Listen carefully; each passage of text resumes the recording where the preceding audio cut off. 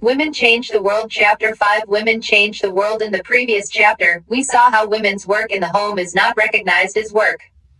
We also read how doing household work and taking care of family members is a full-time job and there are no specific hours at which it begins or ends.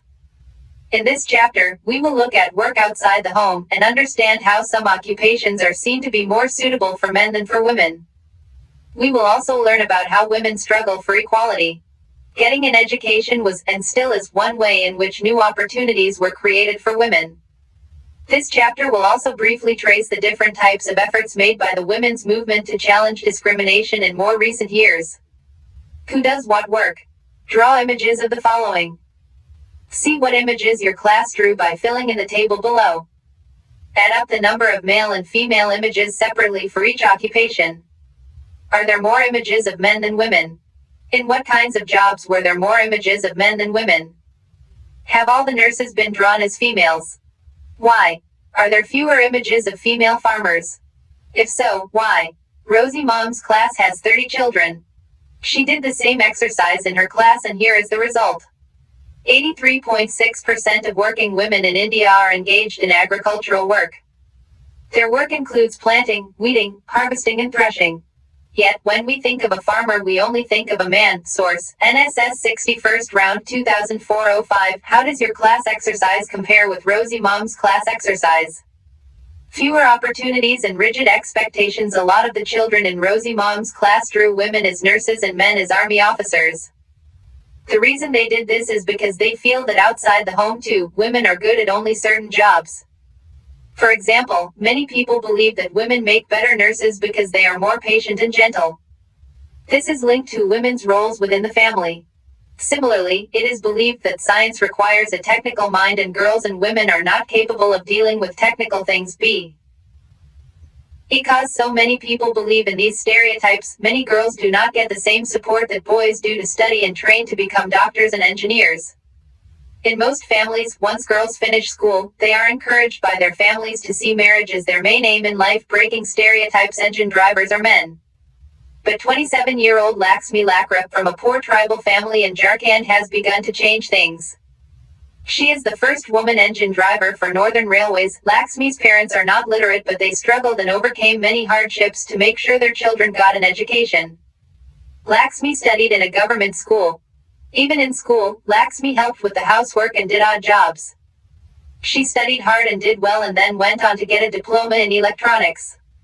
She then took the railway board exam and passed it on her first attempt. Laxmi says, "I love challenges and the moment somebody says it is not for girls, I make sure I go ahead and do it." Laxmi has had to do this several times in her life, when she wanted to take electronics, when she rode motorcycles at the Polytechnic, and when she decided to become an engine driver. Her philosophy is simple: as long as I am having fun without harming anyone, as long as I am doing well and helping my parents, why should I not lead a lifestyle of my choice? Adapted from Driving Her Train by Nita Lal, Women's Feature Service. Read the story below and answer the questions. If you were Xavier, what subject would you choose and why? In your experience, what are some of the other pressures that boys experience? It is important to understand that we live in a society in which all children face pressures from the world around them. Sometimes, these come in the form of demands from adults. At other times, they can just be because of unfair teasing by our own friends. Boys are pressurized to think about getting a job that will pay a good salary. They are also teased and bullied if they do not behave like other boys.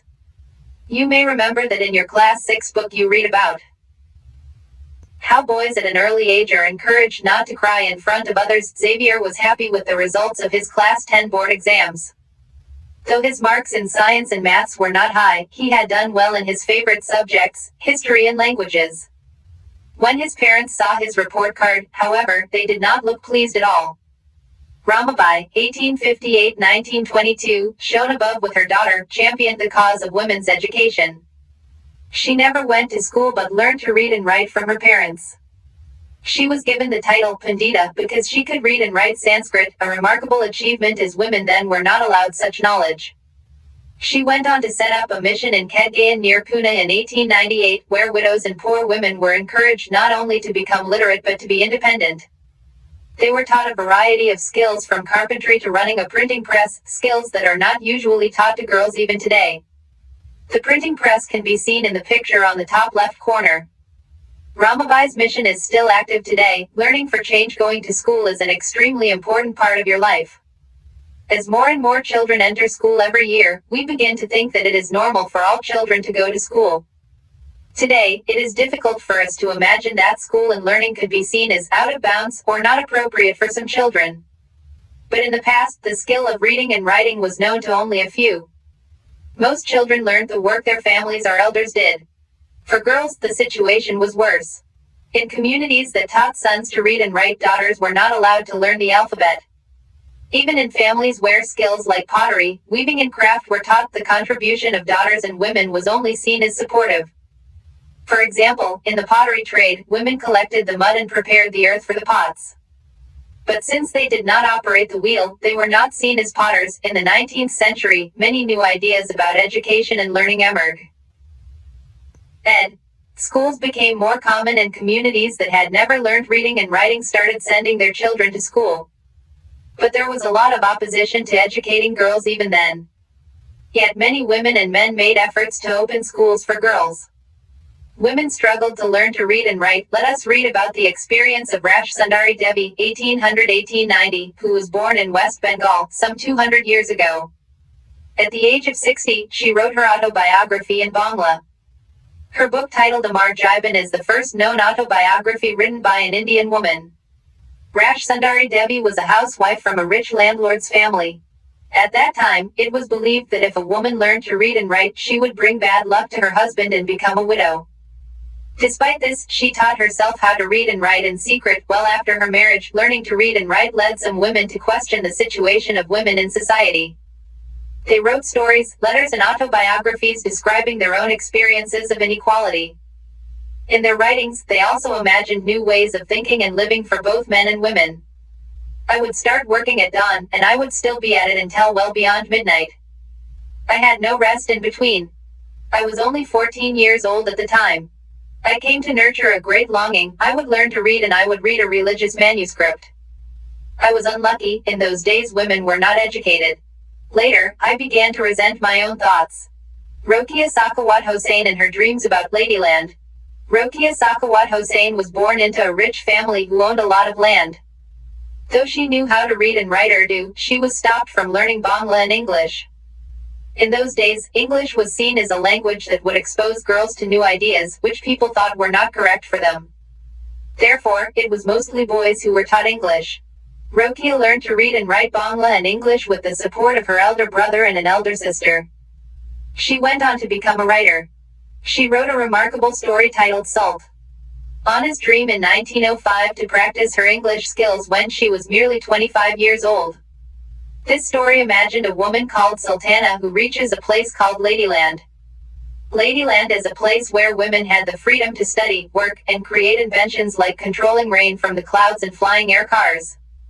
In this Ladyland, the men had been sent into seclusion, their aggressive guns and other weapons of war defeated by the brain power of women.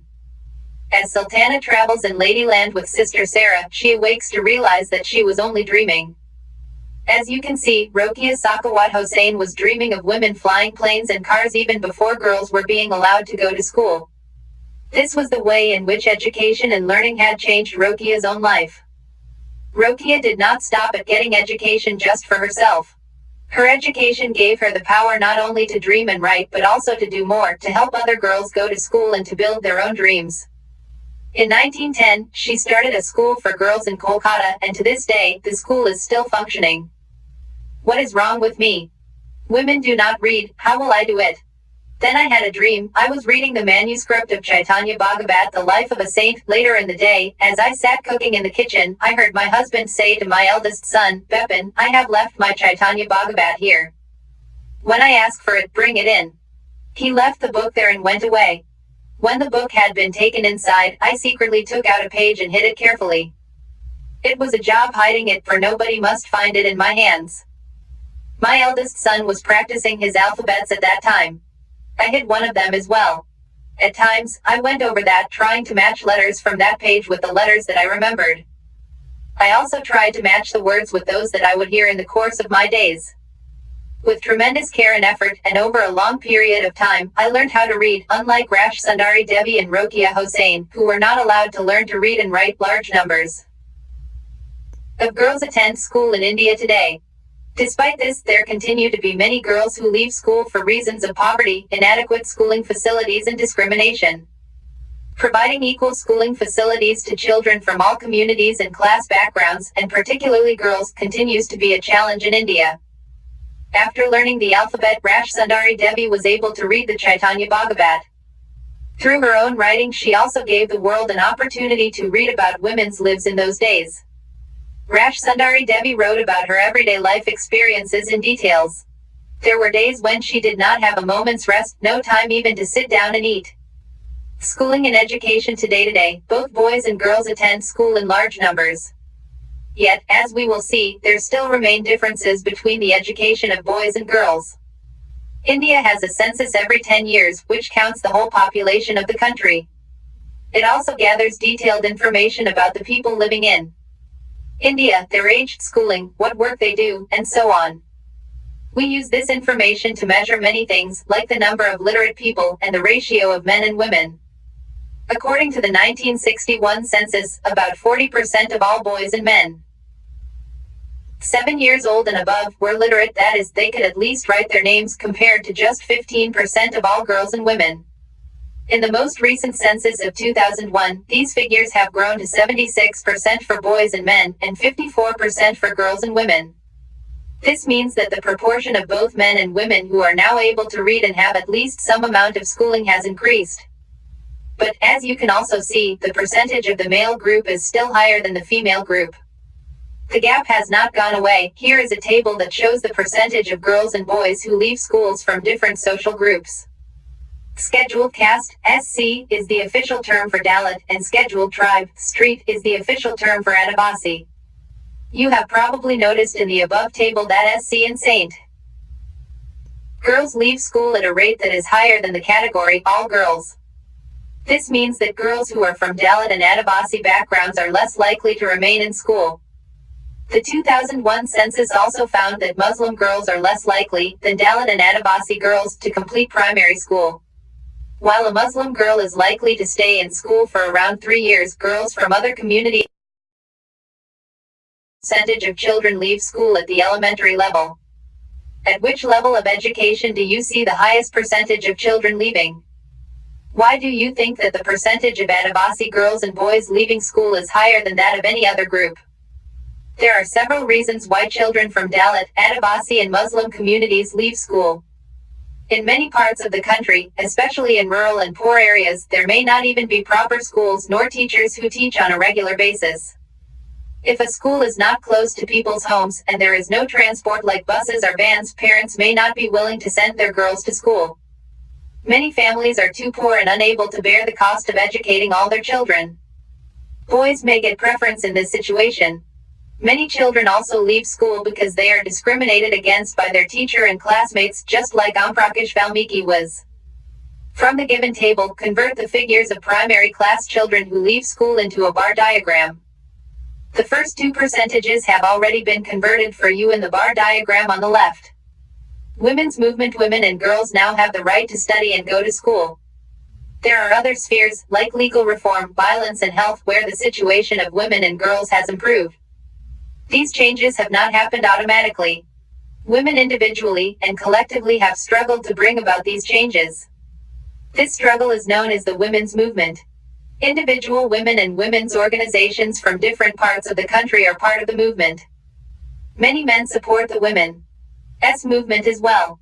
The diversity, passion and efforts of those involved makes it a very vibrant movement. Different strategies have been used to spread awareness, fight discrimination and seek justice. Here are some glimpses of this struggle. Campaigning. Campaigns to fight discrimination and violence against women are an important part of the women's movement. Campaigns have also led to new laws being passed. A law was passed in 2006 to give women who face physical and mental violence within their homes, also called domestic violence, some legal protection. Similarly, efforts made by the women's movement led the Supreme Court to formulate guidelines in 1997 to protect women against sexual harassment at the workplace and within educational institutions.